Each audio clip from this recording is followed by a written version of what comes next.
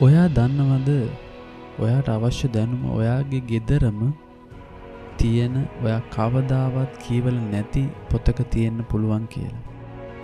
ඔයා පුස්තකාලයක් පව් කරගෙන යන සෑම අවස්ථාවකම ඒ දැනුම ඔයාව වරදකාරයෙක් කරනවා. දැනුම නැති නිසා ඔයා විනාශයට පත්වන බව දෙවියන් වහන්සේ උන්වහන්සේගේ වචනය තුල කියලා තියෙනවා. ඒ නිසා ඒ ගැන යක්ෂයාට දොස් කියන්න එපා. ඔයාගේ ගුරුවරයාට දොස් කියන්නත් එපා. පාසල් පද්ධතියට දොස් කියන්නත් එපා. හැම වෙලෙම ඉගෙන ගන්න ඔයාට ගුරුවරයෙක් අවශ්‍ය වන්නේත් නැහැ. ඔයාලගෙන් සමහර අය අධ්‍යාපන දෙපාර්තමේන්තුවට දොස් කියනවා. පොතක් කියවන්න ඔයාට මහාචාර්යවරයෙකුගේ අවශ්‍යතාවයක් ඕනවන්නේ නැහෙනේ.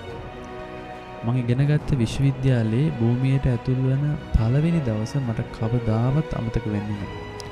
පළමු වසරේ ශිෂ්‍යයෙක් විදියට මම මගේ පළමු පන්තියට ඇතුල් වෙච්ච වෙලාව මහාචාර්යවරයෙක් ආවා. මම ගොඩක් උද්‍යෝගින් එදා ඉඳියේ. ඒ නිසා මම මගේ පොත් සියල්ල සූදානම් කරගෙන බොහොම දැඩි ආශාවකින් වාඩි වෙලා ඉඳියා. ඒ වෙලේ දැනුමේ මහා ගබඩාවක් වැනි ඒ පුද්ගලයා කාමරයට ඇතුල් වෙච්ච විදිහ මම ඉතා ඉවසිල්ලෙන් බලාගෙන හිටියා. මම සිතින් මෙන්න මෙහෙම කිව්වා. මේ උතුම් මිනිසයාගෙන් මට ගොඩාක් ඉගෙන ගන්න දේ තියෙනව නේද කියලා.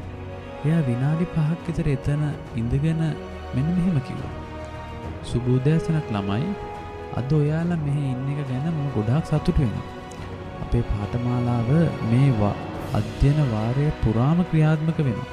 ඔයාට කියවන්න පොත් 5ක් තියෙනවා. අද රෑ පළවෙනි පොත අරගෙන ඒකේ පළවෙනි පරිච්ඡේද 5 කියවලා ලිපියක් ලියන් එන්න කියලා එයා නැගිටලා ගියා යන්නේ.